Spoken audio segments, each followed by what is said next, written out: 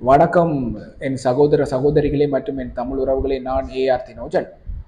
இன்றைய தினம் நாங்கள் ஒரு முக்கியமான விடயத்தை பார்க்க இருக்கிறோம். அதாவது பயங்கரவாத தடை சட்டம் தொடர்பானது.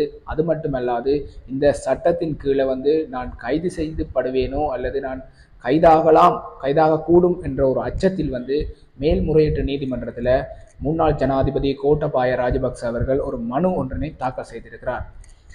நீங்கள் நினைக்கணும் பாருங்கள், ஒரு இனத்தை ஒட்டுமொத்தமாக ஒரே இடத்தில் வைத்து இனப்படுகொலை செய்யும் பொழுது அல்லது இனப்படுகொலை நடந்து கொண்டிருக்கிற பொழுது பொறுப்பில் இருந்த ஒருவர் தான் பயங்கரவாத தடை சட்டத்தின் கீழ் கைதாகி விடுவேனோ என்ற ஒரு பயத்தில் ஒரு மனுவை மேல்முறையீட்டு நீதிமன்றத்துக்கு கொடுத்திருக்கிறார்.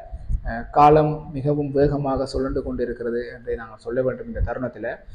அது எவ்வாறாக எப்படியும் இருப்பின் இந்த மனுவை நாங்கள் ரெண்டு விடயமாக பார்க்க வேண்டிய கட்டாயத்தில் இருக்கிறோம். ஒன்று அரசியல் நூதனங்கள் முறையிலே பார்க்க வேண்டும். இன்னொன்று அந்த மனுவில் என்னென்ன விஷயங்களை அவர் குறிப்பிட்டிருந்தார் என்ற சொல்லி பார்க்க வேண்டும்.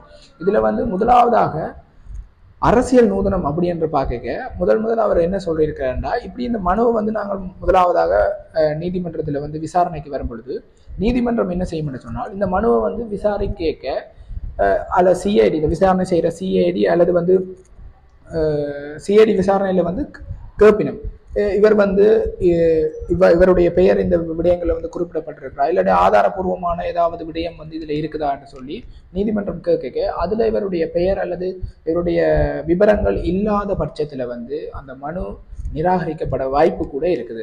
அது மட்டும் இல்லாமல் சட்டமா அதிபர் திணைக்களத்தில் கேட்பினா இதுலேயும் இவங்களோட பெயர் இருக்குதா, இவருடைய பெயர் இருக்குதான்னு சொல்லி கேட்க அதுலேயும் பெயர் விவரங்கள் அல்லது அவர் பற்றிய சம்பவங்கள் ஆதாரங்கள் எதுவும் இல்லை என்று இருந்தால் அந்த மனு பரிசீலிக்கப்பட்டு அதுக்கு பிறகு அது நிராகரிக்கப்படுறதுக்கான வாய்ப்புகள் இருக்குது. அது மட்டும் இல்லாமல் அந்த கட்சியை சேர்ந்த இவருக்கு பின்னால் இருக்கின்ற அரசியல் நோக்கங்கள் எப்படி இருக்கும்னு சொன்னால், அவர் எந்த ஒரு பிழையும் செய்யலை, நாங்கள் சரியான அரசியல் நோக்கத்தோடு தான் செல்றோம் என்ற ஒரு கருத்தினை முன்வைக்கக்கூடியதாக இருக்கும்.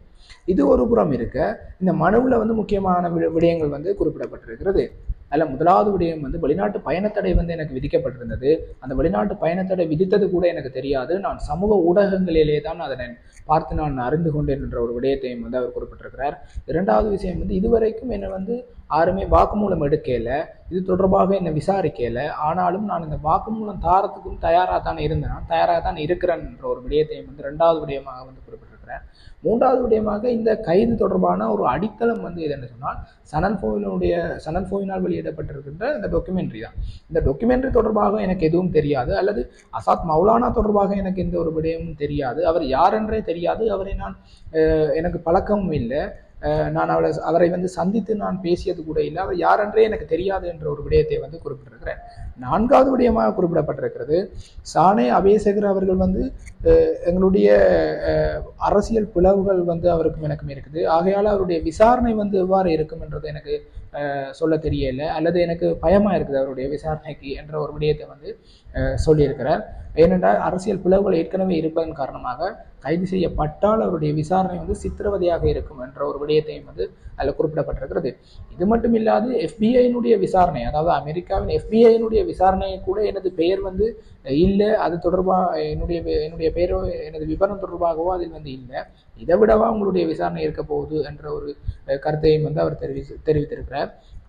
இது மட்டும் இல்லாது மைத்ரிபால சிறிசேனனுடைய ஆட்சி காலத்தில் ஒரு ஜனாதிபதி ஆணைக்குழு ஒன்று நியமிக்கப்பட்டிருந்த விசாரணை ஆணைக்குழு ஒன்று இதிலும் கூட என்னுடைய பெயர் பெற்றிருக்கையில், என்னுடைய விவரங்கள் பெற்றிருக்கையில், ஆகையால் நீதிமன்றத்துக்கு நீங்கள் அந்த FBI அறிக்கையை நீங்கள் சமர்ப்பிக்கணும் என்ற ஒரு விடயத்தையும், அந்த ஆணைக்குழுவினுடைய அறிக்கையும் சமர்ப்பிக்கப்பட வேண்டும் என்ற ஒரு விடயத்தையும் இதில் குறிப்பிடப்பட்டிருக்கிறது.